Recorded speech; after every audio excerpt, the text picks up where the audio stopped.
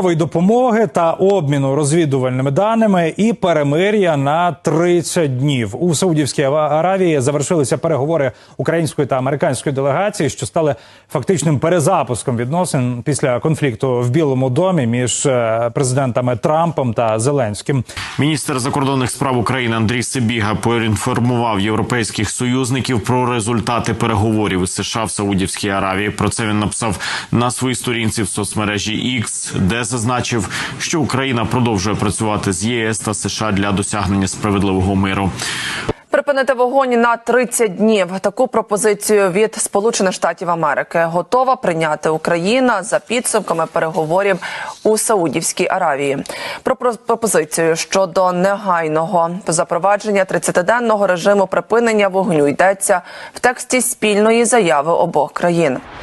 Ahí estábamos escuchando los diferentes noticieros informativos de Ucrania que están anunciando pues un alto al fuego por lo menos de 30 días y están muy contentos, muy felices porque parte de ese acuerdo es que Estados Unidos les dé armas, les siga apoyando militarmente. Y esto se debe gracias a que Donald Trump se desdice nuevamente. Ya había anunciado Donald Trump prohibir cualquier tipo de apoyo militar a Ucrania. Y otra vez va para atrás. De esto vamos a hablar de la conducta de Donald Trump. Una conducta en donde amenaza con sancionar, sanciona, luego se desdice, se echa para atrás, otra vez vuelve a sancionar, prohibir, castigar a un país, se desdice, vuelve otra vez, se desdice. Y para eso está aquí Adrián Celaya, presidente de CAI Center, para que nos explique cómo entender esta conducta, que parece de niño, pero es una conducta donde los juguetes, pues, no son unos juguetes de niños, sino son armas geopolíticas, armas incluso militares, como estamos viendo en el caso de Ucrania. ¿Qué hay detrás de esta conducta? ¿Cómo entender la conducta de niño de Donald Trump, en donde los juguetes son armas, firmas, acuerdos, sanciones, castigos? Soy Roberto de la Madrid y esto es Detrás de la Razón. Comenzamos.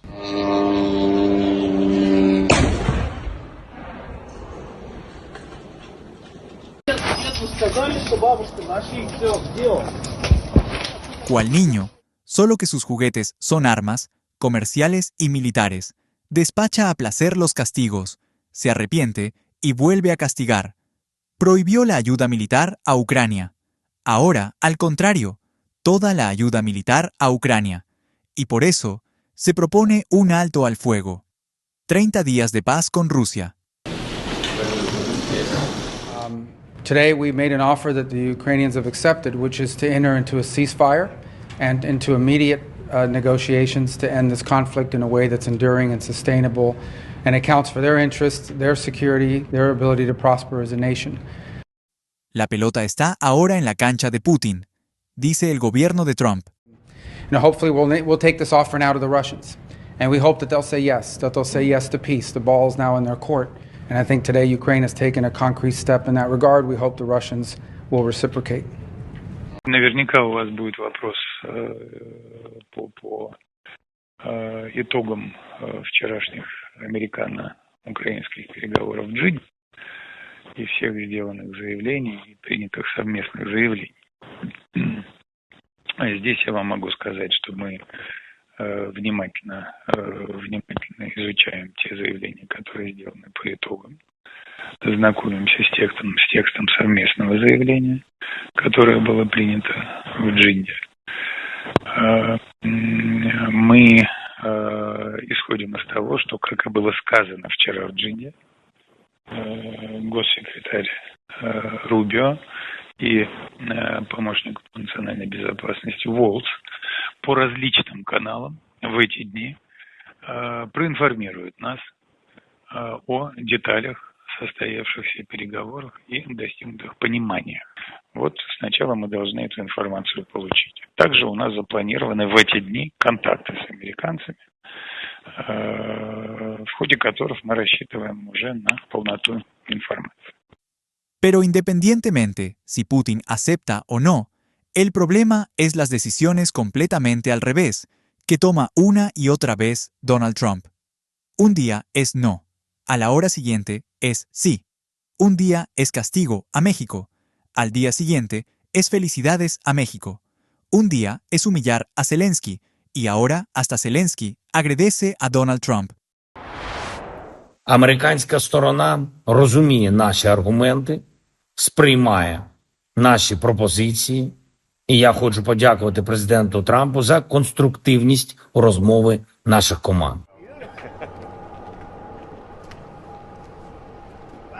Mientras amenaza o se arrepiente, mientras castiga y luego felicita, ¿por qué no? Donald Trump se compra un Tesla para dejar claro que el lado persigue. I will do that. I'll do it. I'm going to stop them. We catch anybody doing it because they're harming a great American company. You know, I've stuck up for the NFL. I've stuck up for a lot of American companies and other companies, but American companies. Pero es real la decisión de este hombre cambiante, que pareciera bipolar. Yo siempre estoy de moda, yo soy la moda, yo nací de moda, siempre he estado de moda y estaré de moda.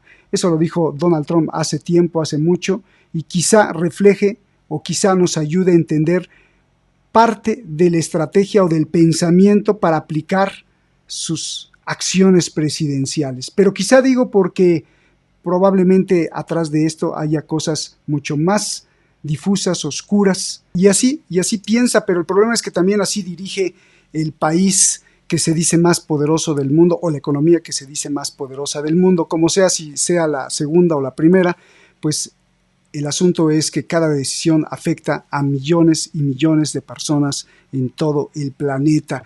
Despidos, riqueza acumulada.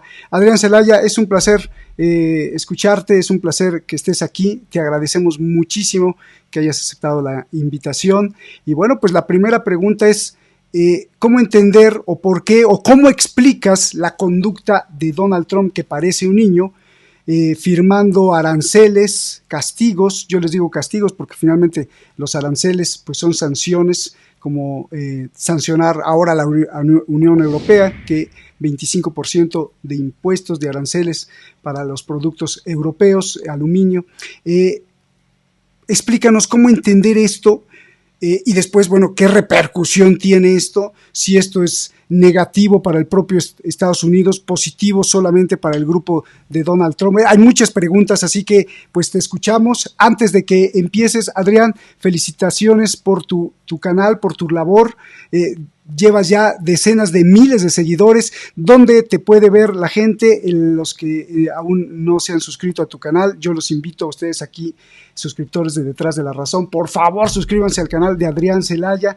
Invítalos, Adrián, por favor, antes de que nos contestes la pregunta. Te escucho. Gracias, Roberto. Encantado de estar contigo y con Detrás de la Razón, ¿no? Sí, la mejor forma de localizarnos es en el canal de YouTube, y es muy fácil de encontrar si escribís EKAI Center, EKAI con K, Center con C, nos localizáis enseguida. También ahí podéis dejarnos preguntas y comentarios sobre los vídeos que hacemos o sobre otros temas de geopolítica o de economía internacional, y en la medida en que podemos los vamos comentando o respondiendo. Muchísimas gracias, Adrián.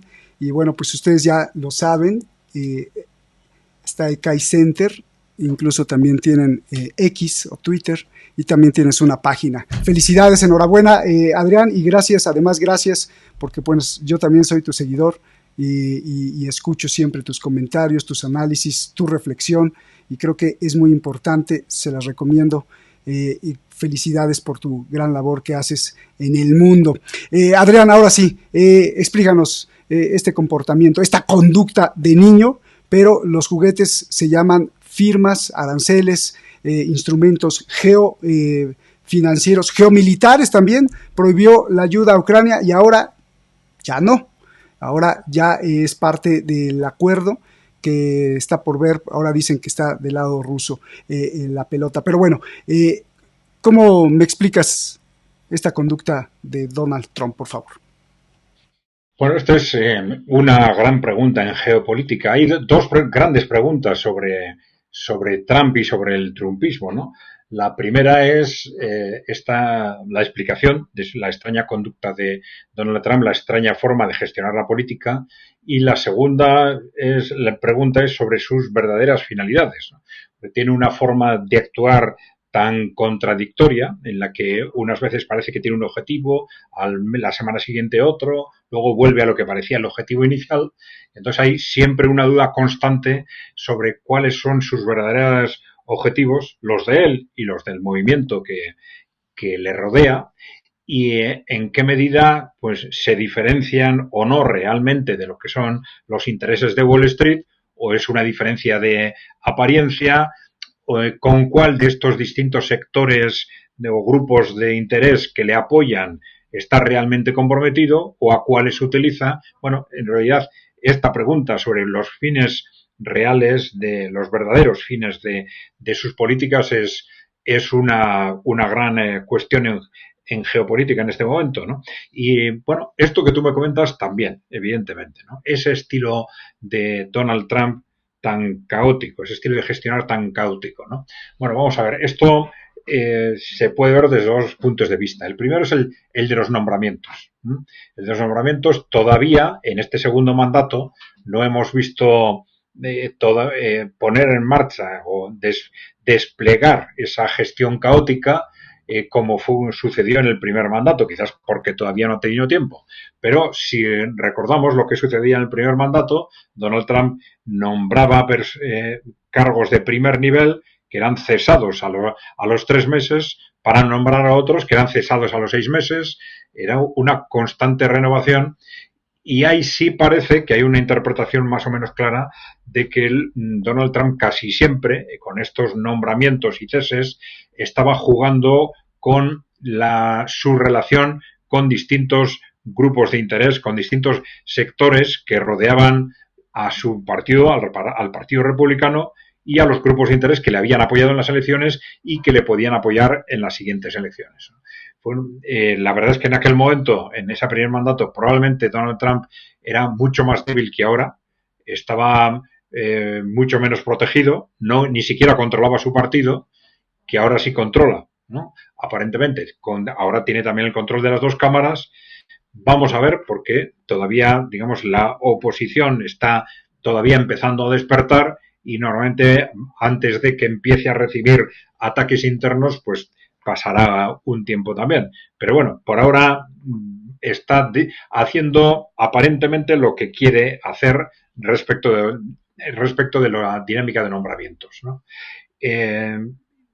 La forma de gestionar, sobre todo en política internacional, ¿no? Ha habido muchas interpretaciones sobre esto, sobre su carácter. Es casi imposible de interpretar lo que está haciendo si no se tiene en cuenta su carácter, más que determinados aspectos estratégicos, ¿no? Pero a la hora de interpretar su carácter, esto seguramente nos lleva a su forma de actuar empresarialmente, ¿eh? Su forma de actuar cuando, como representante de una gran empresa promotora, se relaciona con mucha frecuencia con empresarios y con inversores de menor nivel, con los que está acostumbrado a lidiar desde una posición de autoridad, y muchas veces a obtener buenos resultados en base a gestionar las relaciones desde esa posición de autoridad, demostrando su poder, haciendo valer su fuerza para imponer condiciones en las negociaciones, ¿no? Es decir, no es un pequeño empresario que está acostumbrado a relacionarse en las negociaciones con gente de su nivel o con otros inversores de nivel muy superior. Tiene que guardar las formas, que tiene que tener cuidado con no ofender.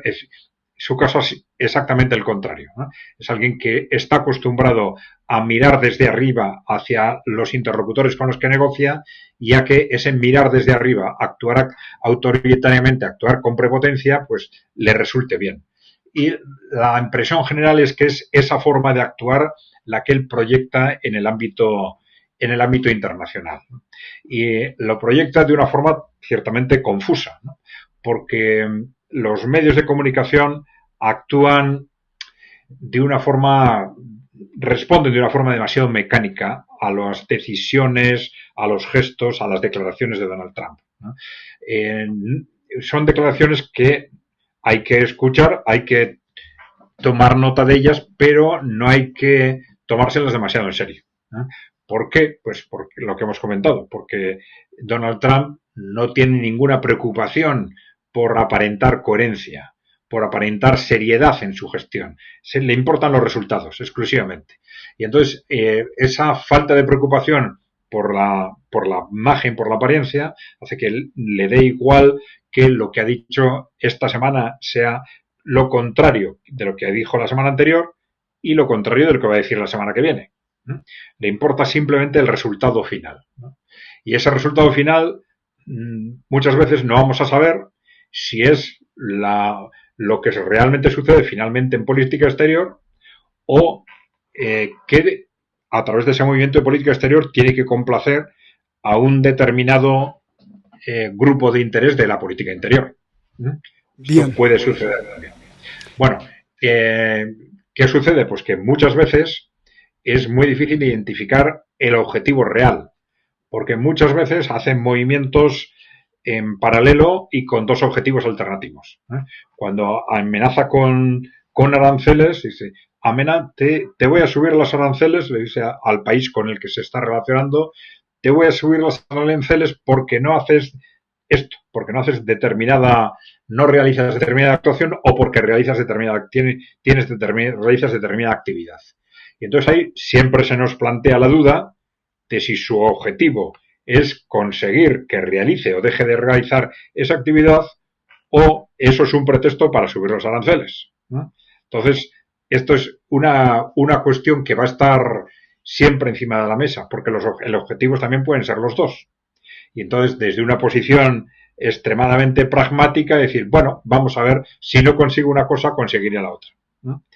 Y no hay que descartar que este sea en el fondo su posicionamiento con respecto a los distintos países con los que se está relacionando y a los que está continuamente amenazando, ¿no? Bueno, esta amenaza porque se le tolera amenazar, porque es la primera potencia mundial, porque quizás no se da cuenta del todo de cómo han cambiado las cosas en los últimos 8 años. Quizás no es del todo consciente de hasta qué punto Estados Unidos, que ya estaba perdiendo peso en el mundo anteriormente, en estos 8 años ha perdido mucho más. Y quizás ya es cada vez más arriesgado para Estados Unidos tratar de esta forma a sus interlocutores. Quizás algo que no tenía ningún riesgo anteriormente, pues cada vez tiene más riesgo porque cada vez otros países tienen más capacidad de respuesta, ¿no? Pero bueno, él mantiene ese tono autoritario, ese tono de supremacismo, vamos a decir, de supremacismo de Estados Unidos frente al resto de países, dando por supuesto que actuando de esa forma pues va a obtener buenos resultados y que nadie le va a reprochar nada o que no van a tener consecuencias negativas esas formas tan impresentables, ¿no? Claro, y luego con gente como Ursula von der Leyen diciendo que las sanciones son duras, pero que son proporcionadas. O sea, luego cuando tenemos líderes que no plantan cara fuerte, pues también tenemos este problema, porque como lo dices, porque se deja amenazar. Perdón, te interrumpí, si quieres acabar esa idea. Lo que te dices es muy interesante porque el caso de Europa está siendo realmente escandaloso en este sentido, porque, claro, por un lado se enfadan con Donald Trump por las medidas y las amenazas que profiere, pero por otro lado, pues no queda claro si esta aparente ruptura con Estados Unidos es realmente con Estados Unidos o es con un determinado sector político. Porque los líderes europeos están acostumbrados a adoptar una actitud tremendamente sumisa con respecto a Estados Unidos, y no hay más que ver, por ejemplo, lo que sucedió durante el mandato Biden con la destrucción de los oleoductos Nord Stream, o con las distintas medidas que Estados Unidos impuso a Europa, obligando a Europa a adoptar medidas sancionatorias aparentemente contra Rusia, pero que en realidad apenas hacían daño a Rusia, hacían un daño tremendo a Europa y beneficiaban a Estados Unidos, o cuando incluso, aprovechando esa situación creada por ese tipo de medidas, pues Estados Unidos adopta una serie de normativas para facilitar que las empresas que se estén quedando en una situación difícil en Europa se trasladen a Estados Unidos o trasladen sus nuevas inversiones a Estados Unidos. Una serie de comportamientos totalmente abusivos, pero que se han tolerado sistemáticamente, ¿no? Bien, sí, no sé si dónde estábamos. Sí, me parece perfecto esa aclaración que haces. A ver, Adrián, independientemente de saber exactamente a quién está obedeciendo o qué idea es la final, porque nos pone muchas cortinas de humo, nos pone muchos maquillajes o saber si en realidad tiene un problema mental, porque te amenazo, luego me retiro la amenaza a México, luego le dice a la presidenta de México que es grandiosa y que aprende de ella, y luego vuelve otra vez a imponer las sanciones y luego las vuelve a quitar. Bueno, con Zelensky lo maltrata, lo humilla, no más ayuda militar, y ahora estamos viendo ahí anunciar a Marco Rubio que hay un acuerdo en el cual restablece la ayuda militar a Ucrania. Justamente por ahí te iba a preguntar, ¿tú cómo ves, como si fuera el CO2 o la huella del carbono, cómo ves la huella que va dejando? Si va dejando lesión, si va dejando algo negativo, si va dejando algo positivo, pero sobre todo, por ejemplo, y por eso va esta pregunta, en el aspecto militar, porque no solo es un capricho de, bueno, ya no solo es una negociación o un comerciante que está negociando, sino que se está hablando ya, por ejemplo, en el aspecto de Ucrania, no a la ayuda militar. Entonces dices, bueno, por lo menos ya no van a abastecer a Ucrania de más armas. No, ahora sí, otra vez va a haber más armas, y esto se traduce en más muerte, en más sangre. Esa huella me preocupa mucho. ¿Cuál finalmente será es esta huella que está dejando, y sobre todo en el aspecto que estamos viendo en la negociación en Arabia Saudí, que sale ahí los saudíes y sale Marco Rubio, el secretario de Estado, diciendo, pues bueno, llegamos a un acuerdo, pero hay armas de por medio, Adrián? Bueno, una estrategia básica de Donald Trump es precisamente ocultar sus objetivos, ¿no? Y por eso, si tiene esa obsesión por ocultar los objetivos, no es fácil que nosotros acertemos a la hora de interpretar cuáles son. Pero efectivamente lo que está sucediendo en estas negociaciones con Ucrania es bastante desconcertante desde todos los puntos de vista, ¿no? Por ejemplo, claro, las decisiones últimas a raíz de esas negociaciones en Arabia Saudita nos deberían llevar a la conclusión aparente de que más o menos las negociaciones con Rusia, pues bueno, han sido una estrategia de imagen, una forma de transmitir voluntad negociadora, pero sin que hubiese una voluntad negociadora real, que en realidad, una vez conseguido su objetivo comercial con respecto a Ucrania, con ese acuerdo sobre productos minerales, pues ya está dispuesto, digamos, a cambiar sus posiciones en 180 grados, a darle el espaldarazo mediático a la posición de Ucrania, porque claro, lo que se ha trasladado de esa negociación es la posición de Ucrania, no es otra cosa, claro.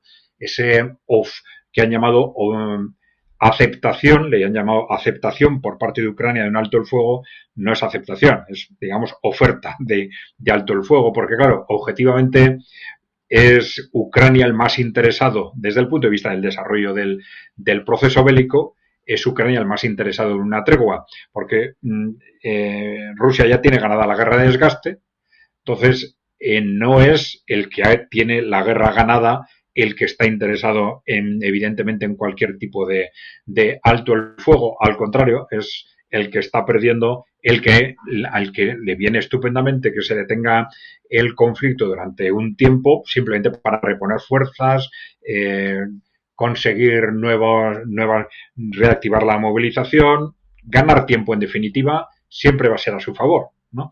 Entonces, ese concepto de que Ucrania acepta no tiene mucho sentido. Como no tenía mucho sentido esas declaraciones de Zelensky diciendo que no era muy partidario del alto el fuego, ¿cómo no va a serlo? Ucrania debería estar deseando desde hace mucho tiempo, cualquier tipo de alto el fuego, ¿no?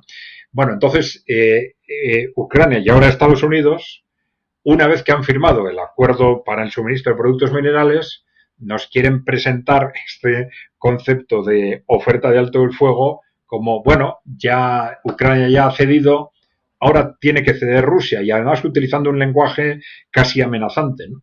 De que acaban de decir hace un par de días que si Rusia no hace lo que tiene que hacer, pues que les vamos a sancionar, etcétera. También han dicho que reanudan los suministros militares a Kiev.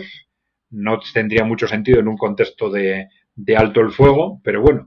Y que si Rusia no acepta esa propuesta, pues va a quedar perfectamente claro quién está a favor de la guerra y quién no, ¿no? Claro, era evidente, y nosotros ya lo dijimos ayer repetidamente, que Rusia esto no va a aceptar. En todo caso, si entra en el círculo de negociar esos conceptos, pues pondrá otro tipo de condiciones. Pero creo que ya hoy, no sé si el propio Vladimir Putin, pues ya han dicho que evidentemente no. Un alto el fuego previo no es aceptable desde el punto de vista de Rusia, y esto era algo ya perfectamente sabido. Y que seguramente hay que dar por supuesto que Estados Unidos lo sabía. Entonces, lo que aparentemente estaban intentando era conseguir este efecto de imagen. Es decir, bueno, está claro que el culpable de que no se llegue a un alto el fuego es Rusia, y aquí tenemos el argumento para seguir suministrando armas a Ucrania, o incluso aumentar la ayuda a Ucrania si es posible, ¿no? Bueno, esto es lo que aparentemente está encima de la mesa. Pero ya digo que con Donald Trump, por mucho que estemos pensando que ahora aparece su verdadera cara, siempre tenemos que estar pensando en la posible vuelta que venga al respecto dentro de 2 semanas después, ¿no? Pero si nos limitamos a los hechos, y nosotros siempre estamos diciendo, bueno, con Donald Trump no hay que fijarse en lo que dice, hay que fijarse en lo que hace, y sabiendo que incluso lo que hace es contradictorio de una semana a otra, pero ir valorando estos hechos, ¿no? Y bueno, pues lo que está haciendo desde el punto de vista negociador nos lleva a esta conclusión, en principio, pero ya digo que vamos a esperar, porque ahora tenemos reuniones entre Estados Unidos y Rusia, y vamos a ver qué se desprende de esa reunión, porque sobre todo, qué es el tipo de declaración que haga Estados Unidos. Si ahora utiliza ese contexto para, digamos, lanzar el mensaje mediático de que, digamos, Rusia es culpable, pues entonces estaríamos sacando una conclusión clara de lo que ha sido este proceso. Si no es así, si siguen habiendo, a pesar de que Rusia no entra en esa, vamos a decir, trampa de aceptar ese alto el fuego previo, no hay un mensaje claro en ese sentido por parte de Estados Unidos, pues entonces pensaremos que hay algo más, que están negociando otras cosas, que hay más mar de fondo de lo que aparece, y que, bueno, que hay que esperar hasta que aflore ese mar de fondo. Oye, querido Adrián, ¿y qué tal si solo analizando los hechos, habría la posibilidad de plantear una hipótesis de que lo único que, porque al ver todos los hechos y dices, bueno, no llegamos a nada, lo único que está haciendo Donald Trump es perder el tiempo para ganar tiempo? O sea, me acuerdo en el primer mandato, cuando rompe el acuerdo nuclear con Irán. Ahora podemos verlo en retrospectiva. ¿Y qué pasó? O sea, todo está igual. O sea, ahí sigue sancionado Irán, el acuerdo roto. O sea, si lo vemos con el tiempo, probablemente lo único que quiera es, independientemente de saber, sino lo que está pasando en realidad es perder el tiempo a propósito para que a lo mejor se gane tiempo en otra cosa, como, y ahí está ese señor, Elon Musk, el que estamos viendo ahí.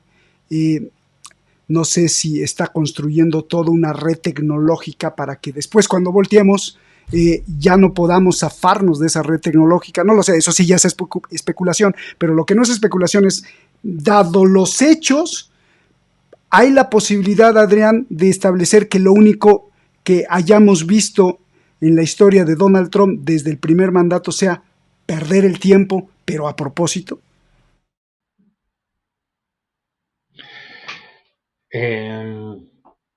Perder el tiempo, que puede ser, por lo que tú mismo dices, desde alguna perspectiva puede ser ganar tiempo al final, ¿no?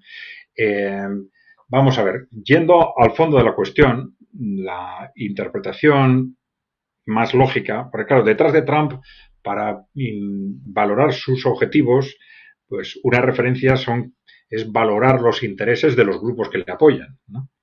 Y esto nos puede llevar a una imagen también un tanto difusa, porque hay tenemos grupos, pues bueno, evangélicos, radical, de grupos religiosos de carácter evangélico, grupos religiosos o políticos de carácter sionista, ¿no? Tenemos grupos de industria nacional, industria muy volcada en el desarrollo nacional, digamos, del país. Tenemos el grupo de los pequeños, los bancos regionales. Tenemos el grupo que parece que es el grupo original, que incluso es anterior, según algunos dicen, a la incorporación del propio Trump al trumpismo, que son estos grupos de los servicios de inteligencia y del ejército que de alguna forma estaban adoptando una posición que se ha denominado antioligárquica o anticorrupción dentro del sistema, y que son los que le han dado de alguna forma esa aureola en grandes sectores de la población estadounidense de que el trumpismo es un proyecto destinado a luchar contra la corrupción en Washington, a limpiar el pantano, etcétera, ¿no? Bueno, si valoramos las influencias que pueden tener todos esos sectores, podemos interpretar que parece que hay un objetivo fundamental que está relacionado con ese concepto de hacer grande América de nuevo, ¿no? Y hacer grande América de nuevo desde un punto de vista fundamentalmente económico. Esto respondería a intereses fundamentalmente económicos que interpretan que la evolución de Estados Unidos de las últimas décadas está destruyendo al propio Estados Unidos. Es decir, que ha sido muy beneficiosa para las multinacionales norteamericanas, pero muy perjudicial para Estados Unidos, que ha ido perdiendo capacidad productiva y se ha ido convirtiendo cada vez en un país menos productor, más consumidor y más deudor, ¿no? Y que esto va a llevar al desastre si no se corrige. Claro, la impresión es que esto se está intentando corregir a marchas forzadas. Es decir, algo que un proceso de 40 años se está intentando corregir casi, daría la sensación de que en meses, ¿no? Algo muy difícil de conseguir, evidentemente.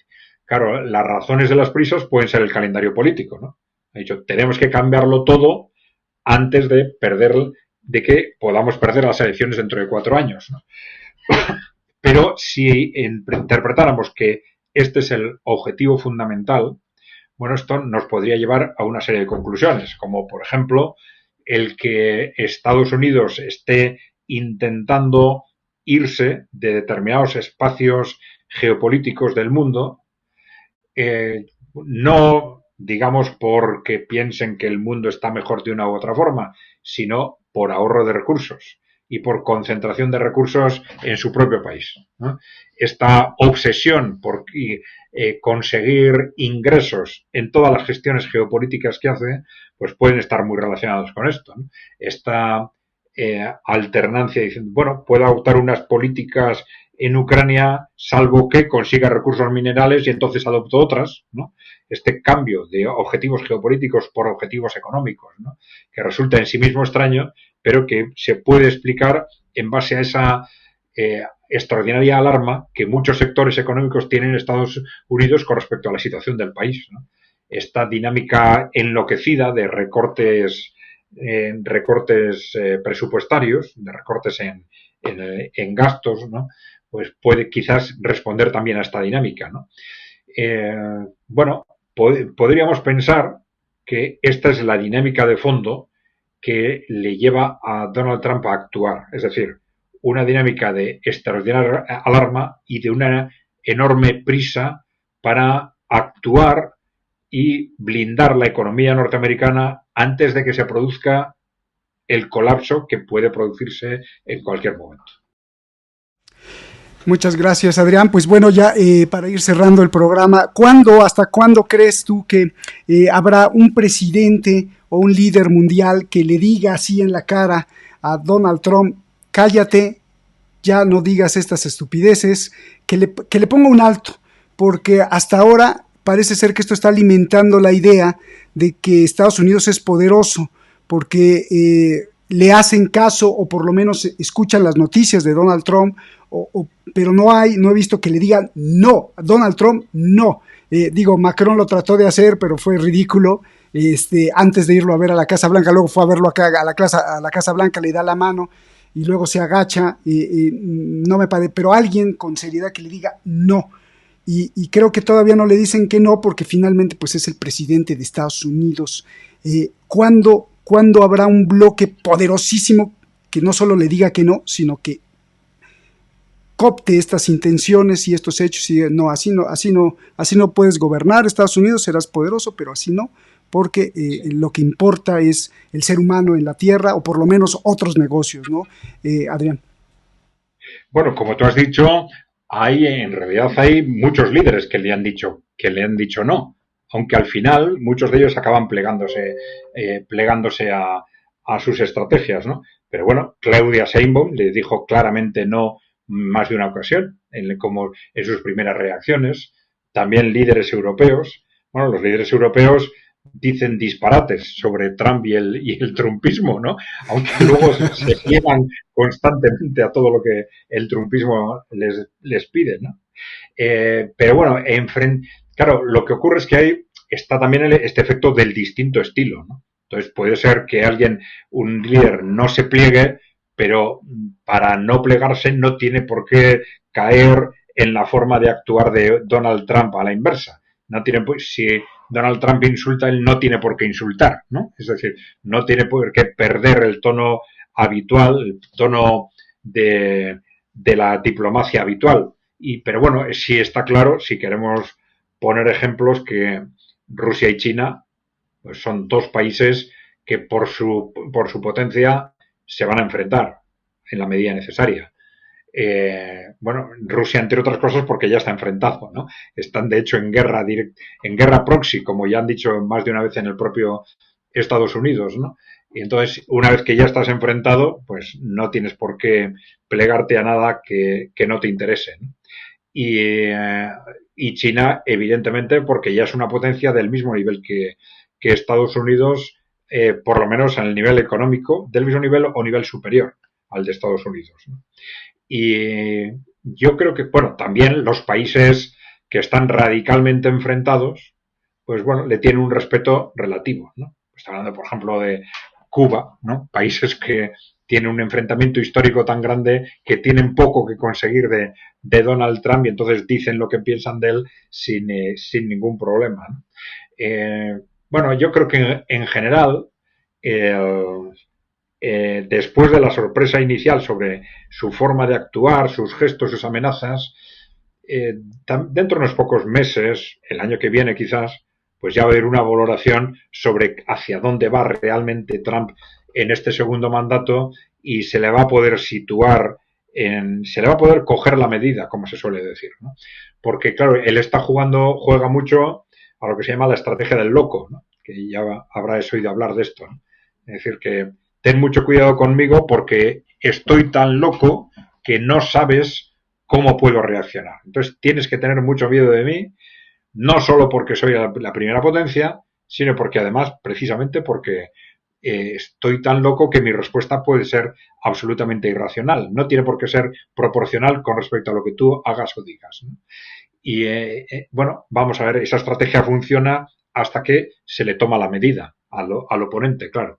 Y yo creo que eso puede suceder pues dentro de un año aproximadamente, pues probablemente, ¿no? Adrián, muchísimas gracias. Permíteme, te pido permiso que la cereza del pastel, pero que hagamos un ejercicio de imagen geoeconómica, a ver cómo están las cosas, y déjame plantearte esta hipótesis, a ver si esto es parte de un reflejo de la imagen. Creo que la imagen es muy importante, la imagen y la decisión económica a nivel individual. ¿De qué estoy hablando? Imagínate que te regalan 300,000 euros y necesitas, además de que te regalan los 300,000 euros o 1,000,000 de euros, y necesitas comprar un coche. Adrián Celaya necesita comprar un coche. ¿Qué comprarías? ¿Un Tesla? ¿Comprarías un coche chino? ¿O un Seat, que parece ser más español? ¿Por cuál te decantarías? Es una pregunta personal. Sí, es una pregunta personal para saber cómo está la imagen geopolítica en un individuo que, como tú, que piensas y que tienes una gran embalaje intelectual. Claro, pero es que los que nos oyen tienen que tener en cuenta que esa decisión tiene que ser distinta según el país en el que te encuentres. Yo compraría un SEAT, sin ninguna duda. Pero, ¿por qué? Porque este país no está equipado como pueden estar algunas ciudades chinas, por ejemplo, para los vehículos eléctricos, ¿no? Porque todavía la apuesta por los vehículos eléctricos, pues bueno, es una apuesta de minorías en nuestro país y en el que la relación calidad-precio seguramente todavía no se justifica, salvo en casos muy excepcionales, ¿no? Entonces, no tendría pocas dudas, ¿no? Apostaría por un SEAT. Perfecto. No, al revés, discúlpame a mí por hacer una pregunta tan rara y tan personal, pero esto sin duda, pues, no les aclara mucho a la gente, pero sí es un punto de partida para cuestionarse, ¿no? O sea, bueno, ¿y dónde estamos? ¿Qué debemos de hacer? ¿A quién tenemos que apostar? Si está haciendo algún emprendedor de mi país algún tipo de apuesta, pues ayudar a esa apuesta o irme por lo extranjero. Creo que estamos en un momento clave como para apoyarnos en la creatividad, apoyarnos en el consumo interno también, apoyar a los productores internos, en lugar de irnos con las corporaciones, no lo sé, pero pues bueno, gracias y perdóname por hacer una pregunta que parecería muy tonta. Adrián, pues muchas gracias. Yo les pido que se suscriban al canal de Adrián Celaya, si no se han suscrito, y si ya se suscribieron, bueno, pues no dejen de perderle el rastro, porque ahí es muy importante estar escuchando todas las informaciones y teorías que siempre nos haces llegar. Gracias, Adrián, felicidades por tu trabajo, gracias también por compartirnos tu trabajo y nos vemos hasta la próxima. Es un placer escucharte. Gracias. Gracias, y a ti que nos ves en cualquier parte del mundo también, muchísimas gracias. Nos vemos hasta la próxima. Gracias y buenas noches.